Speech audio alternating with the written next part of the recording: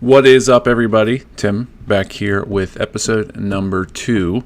I said I was going to do this every day, but I very quickly realized quite how long that it would consume of my time. So I'm not going to do this every day.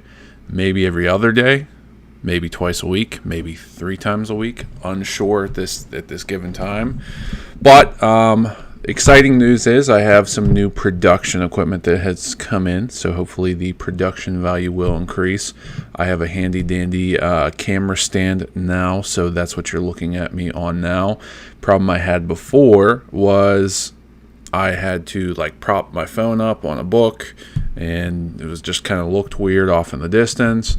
I can actually adjust this thing to eye level, as you guys are seeing. For those of you that don't realize this, I am quite a tall human being, so any camera that is built in on a laptop, on an iPad, when I'm using like I have this thingamajig over here, the camera is just not built for someone my size. I'm 6'7". My face is going to be cut off, so that's why I have this here. That's why hopefully I look better. I have a microphone here to make me sound better. And I don't have it in the camera right now, but I also have some softbox lights to illuminate me, to make me look brighter. So you're going to see me pumping out some content here. But this one's about by the numbers.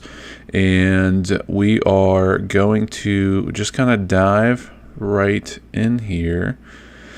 So let's get things popping here. Okay.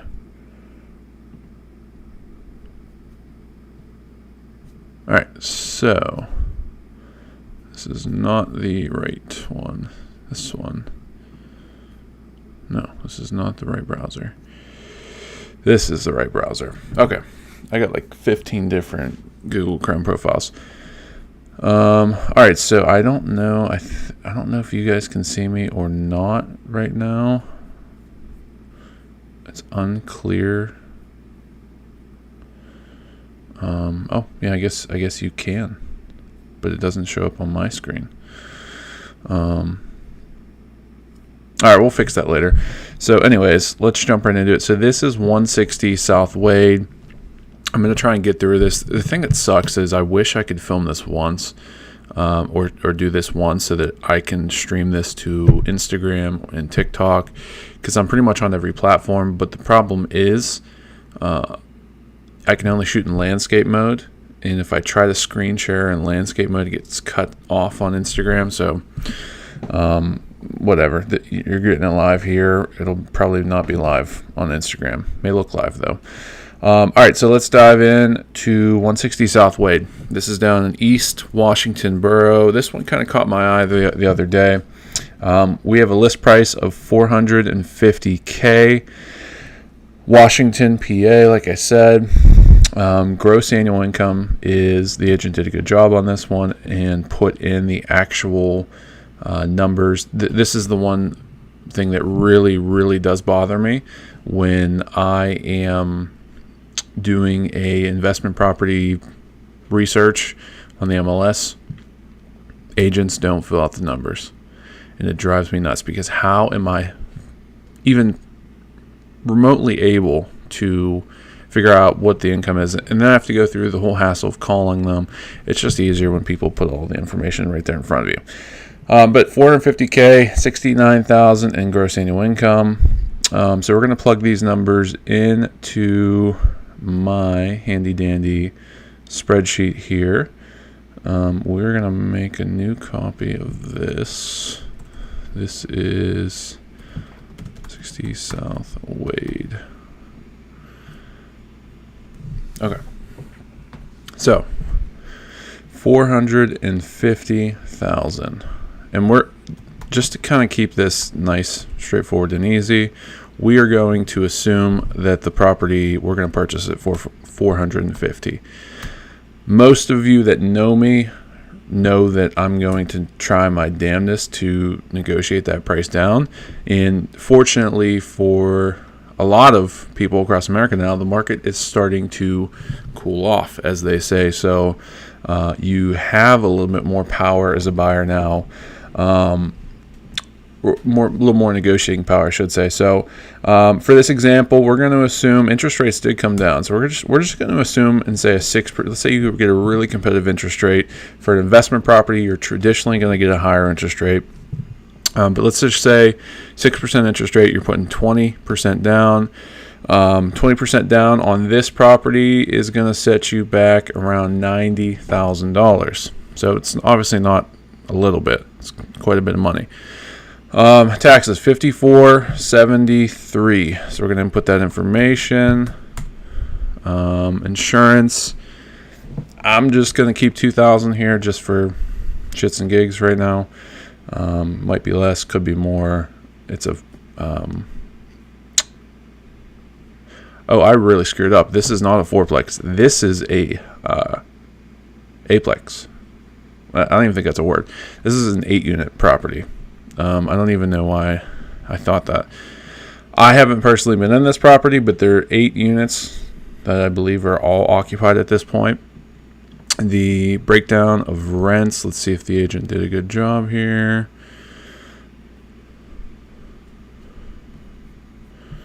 That's not relevant to what I'm looking for.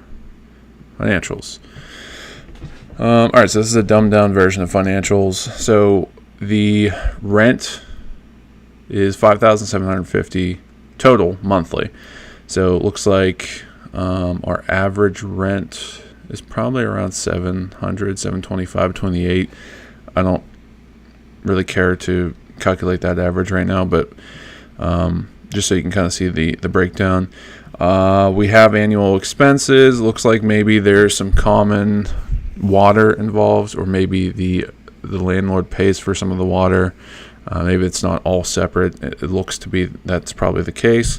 But for the sake of this, we're going to try and keep this short. We're just going to go with what they have put in here.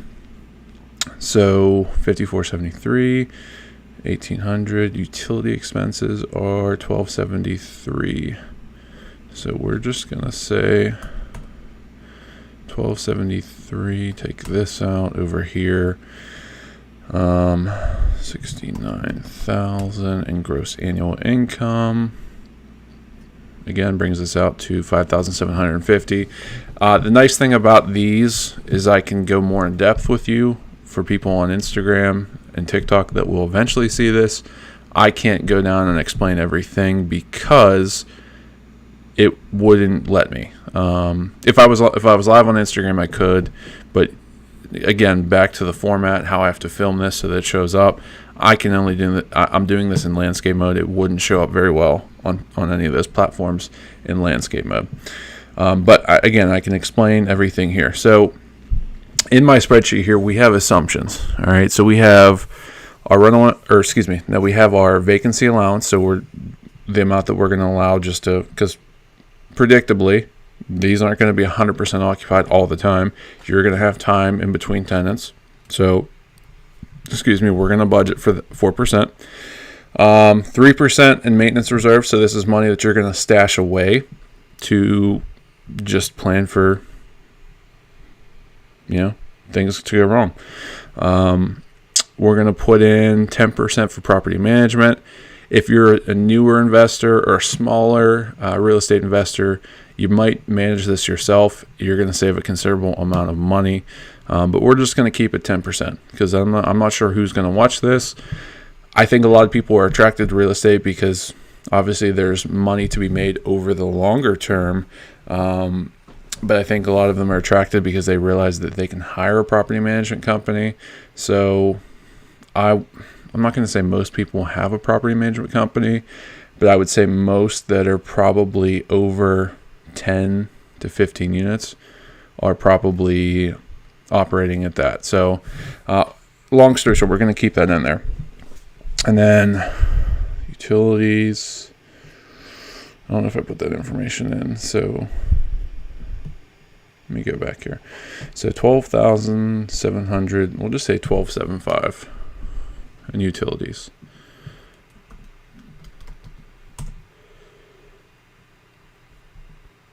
Okay. I think that's all the expenses. All right, so if we look at just the general, I don't know if I can zoom in here. So the basic financial performance summary of this is we have a cap rate of 8.8%, which isn't bad. A lot of investors are going to look at this to determine how good of an investment it is. Obviously, there's more to it than just that. Your cash on cash return, 11.1%. That's not bad.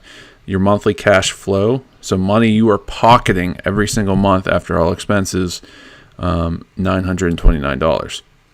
Total equity, year 5. So if we if we do this deal in the traditional sense, so we're putting 20% down, we have total inside the deal with closing costs, down payment, everything about $100,800. That is all the money that we have of our own in the deal.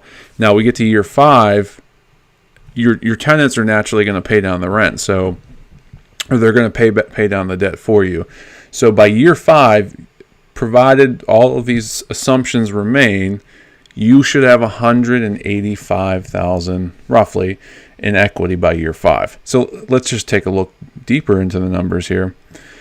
So, and let me just back up one more time. So other assumptions that we're going to make are rents are going to go up by 3% a year. Our property taxes are going to go up by 4% a year, or 3%. Our utilities are going to go up by 4%. Everything's going to increase year over year. We're going to assume our closing costs are 3% to buy. We're going to assume that our selling costs, when it comes time to sell, 8%. This may include, obviously, realtor commissions if you choose to work with a professional, and then some other related expenses, when it comes time to get there. And then also we're going to assume at a very conservative investment, and this is extremely conservative. I've seen this number be through the roof if you're in a hot area, but the point of this is just to run through the numbers from a everyday kind of scenario. So we're just going to assume 4% a year that the property will appreciate. Okay, so cash flow year 1, we're gonna get down to this little column where it says total operating expenses. So we have, let me make sure I put these in right. Yeah, looks right.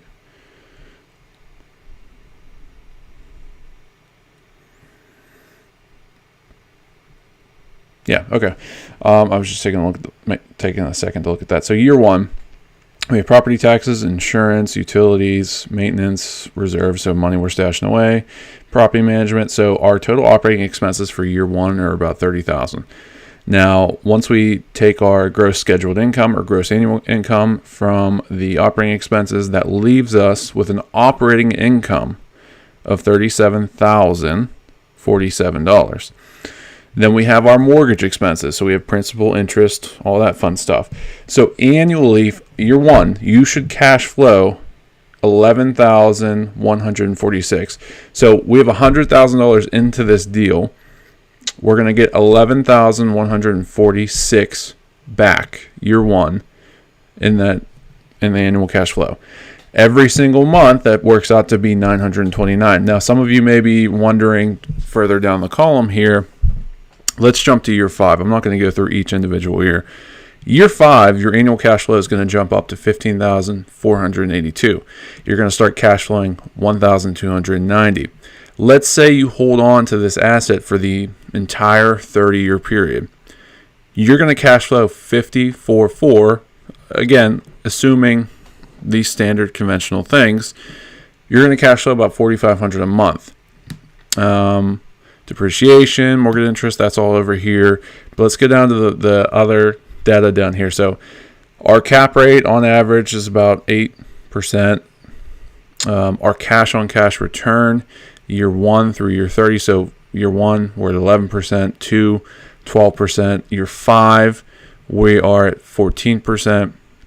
And then I want to point out this part. So if we jump down to our return on investment. So year 1, we're going to lose money. What you guys need to understand, and a lot of real estate investors sometimes some of them get lucky, some of them don't. You may lose money in the short term. You might lose a little bit of money year 1, but the play with real estate is you are in it for the long run.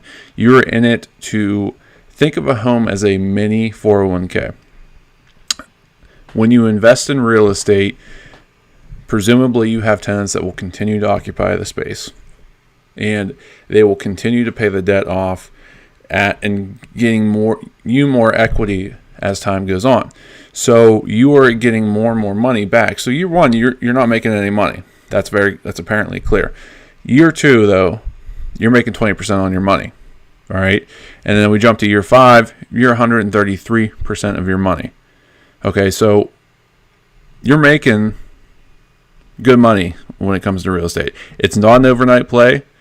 You have to do your research, but long-term real wealth is here in real estate.